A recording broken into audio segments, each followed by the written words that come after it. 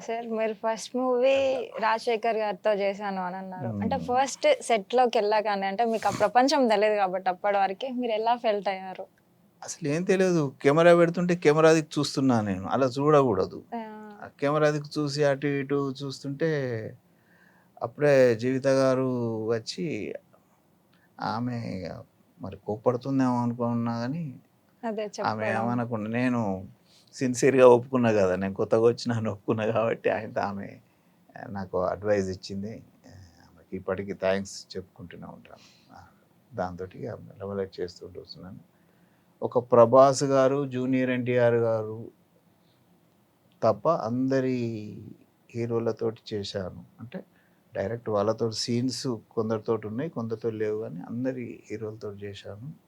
అసలు next movie 'బాస్‌తో' చేశారంటే అసలు అదే హైలైట్ సార్. అంటే తర్వాత అంటే ఇది బెస్ట్ వాళ్ళతోనే ఫస్ట్ మీరు స్టార్ట్ 'ఎఫ్3లో' చేశారు. Ultimate scene. ఆ! నేను సబ్ ఇన్స్‌పెక్టర్ నిలబడుంటే నా ఎదురుగా 'రాజేంద్ర ప్రసాద్' గారు, 'వెంకటేష్' గారు, 'రఘుబాబు', 'వరుణ్ తేజ్', యాహ్! సార్ చూసా. 'మెహరీన్', 'తమన్నా' యాహ్! మొత్తం వాళ్ళు నా ఎదురుగా లైన్‌లో వాళ్ళుంటారు. 'రాజేంద్ర ప్రసాద్' గారు నాకు ఏదో అడ్వైస్ చేస్తా ఉంటారు. పాపని తీసుకెళ్ళి టౌన్‌లో వాళ్ళ పేరెంట్స్‌ని పిలిచి అప్పగించు అంటే, హ్మ్. 'వెంకటేష్' గారుండి అన్నీ నేనే చేశాను మీరేం చేయలేదని ఆయనే కొంచెం ఇబ్బంది పెడతా ఉంటాడన్నట్టు. మంచి సీనొచ్చింది. దాని తర్వాత మురళీ శర్మ గారితోటి కూడా డైలాగ్ చెప్పాను. కానీ దాన్ని ఆర్ఆర్ లాగా పెట్టారు. మరి ఎనీవే స్క్రీన్ మీద బ్రహ్మాండమైన సీనొచ్చింది నాది. మంచిగా. యాహ్! సార్. 'కోట బొమ్మల్లో' కూడా మన ఆయన్ని శ్రీకాంత్ గారితో డైలాగ్ ఉంటుంది. మీ అమ్మాయి నా అమ్మాయి ఫ్రెండ్సా అని అడిగితే, అవును సార్ అంటాడు. నేనొక చిన్న హింట్ ఇస్తాను లుక్స్ తోటి. అది కూడా బాగా మంచి ఎలివేట్ అయిపోయింది సీన్. యాహ్! సార్. మాచర్ల నియోజకవర్గం 'కర్మణ్యేవాధికారస్య' అని శత్రు హీరో. హ్మ్. దానిలో వచ్చింది. 'బ్లడ్ రోజెస్' తర్వాత 'గాసిప్' అనే మూవీ. మంచి మంచి పోలీస్ ఆఫీసర్‌యి అన్నీ వచ్చినాయి. ఇంకా కొన్ని పిక్చర్స్ రిలీజ్ కాలేదు. రిలీజ్ చేస్తున్నారు. 'భరతనాట్యం' అని దొరసాని తీసిన యాహ్! Director yeah! గారి మూవీలో ఫాదర్‌గా చేశాను. హీరో ఫాదర్‌గా. ఆ! సార్. నా డైలాగు ఊరుకు రిపీట్ అయితా ఉంటది సెకండ్ హాఫ్‌లో. ఫస్ట్ హుహు. హాఫ్‌లో నాదుంటుంది సీను. అదే డైలాగు హీరో గుర్తొచ్చినప్పుడల్లా నా డైలాగ్ రిపీట్ అయితా ఉంటది. నేను హుహుహు. స్క్రీన్ నిండా మంచి ఫుల్ క్లోజ్‌లో బాగా వచ్చాయి సీన్స్ అవి గూడా. యాహ్! సార్ మీరు కరీంనగర్ అని చెప్పారు గదా! అసలు మీరు జూస్తే నార్త్ ఇండియన్ అనుకుంటారు. ఫస్ట్ నేను జూసి హ్మ్. అదే అంటే మీ లుక్స్ అయినా మీరైనా అక్కడి నుంచి వచ్చారనుకున్నాను. యోగా హ్మ్. మాస్టర్ అన్నారు గదా! అలా అసలు మీరిక్కడ తెలంగాణలో అనంటే అసలు నమ్మలేకపోతున్నాను సార్ హ్మ్. నేను.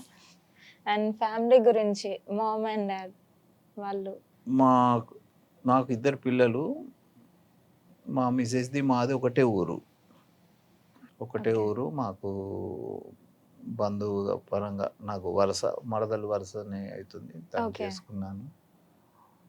ఆమె గూడా డబ్బింగ్ చెప్పేది. తను డబ్బింగ్ చెప్పడానికి వచ్చి వస్తుండేది. నేనేమో కరీంనగర్‌లో ఉండేది. మాది Peddapalli district okay. Sultanabad mandal village. కానీ ఎక్కువ లైఫ్ అంతా కరీంనగర్‌లోనే మాది ఉంది.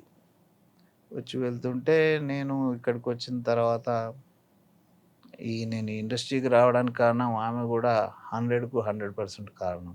ఓకే. "నువ్వు వెళ్ళు" అంటే ఏమోనమ్మా నన్నెవడు ఏర్పాటు చేస్తారు. నేనేదో సన్నగా ఇట్లా ఉన్నాను.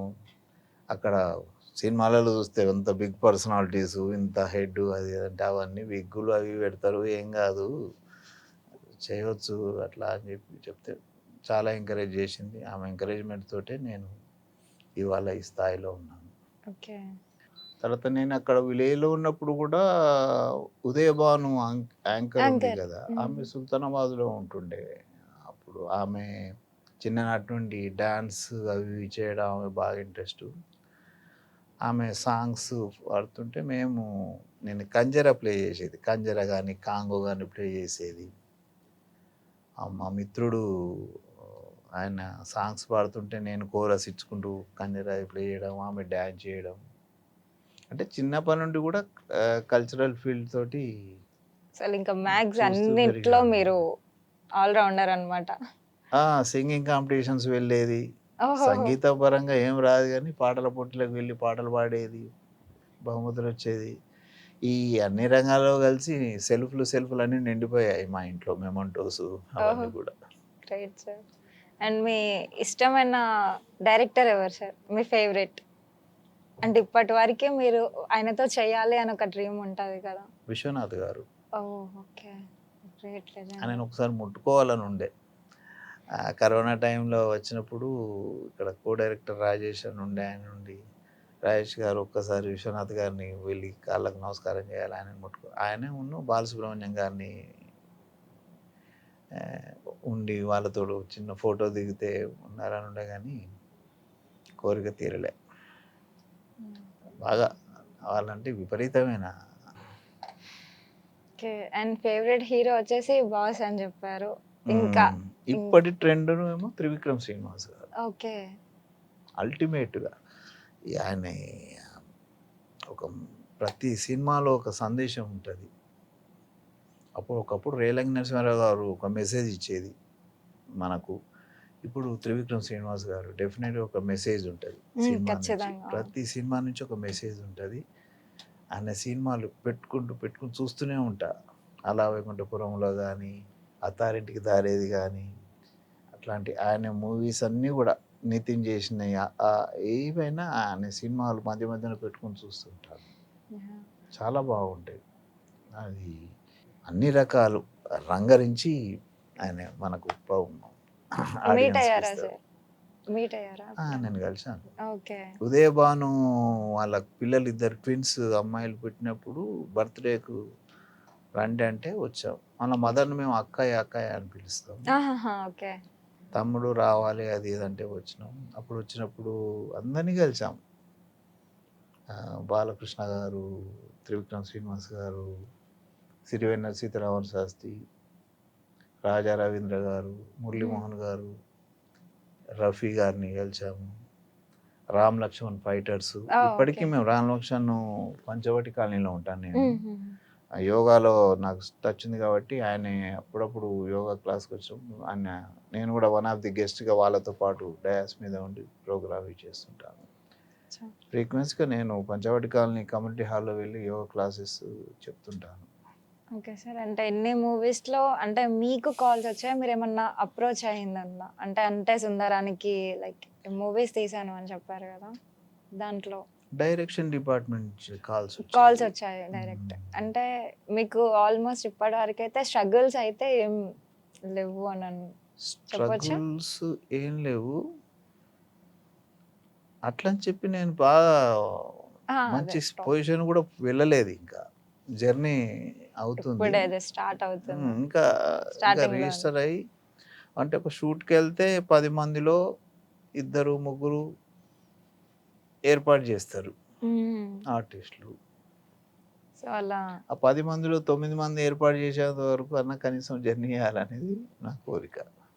నాని గారు ఎలా ఉండే సార్ సెట్స్ లో? చాలా హోమ్లీగా మాట్లాడుతుంటారు ఆయన. ఇప్పటి నుంచి చిన్ననాటి నుంచి ఇద్దరం కలిసి ఒకటవ తరగతి నుంచి ఇద్దరం కలిసి చదువుకున్నట్టుగా ఆయన మాట్లాడతారు, బాగా మాట్లాడతారు. ఓకే.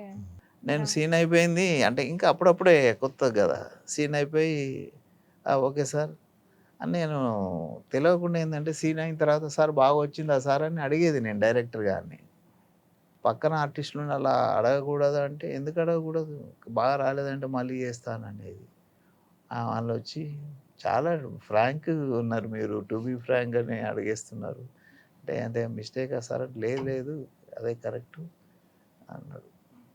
అప్పుడు నాన్నగారు కల్పించుకొని ఇట్లా ఉంటుంది ఇట్లా ఉంటుంది ప్రతి సీన్ ఇట్లా తీస్తారని చెప్పేసి సీనియర్ నరేష్ గారు ఆయనతోటి కూడా మాట్లాడాను.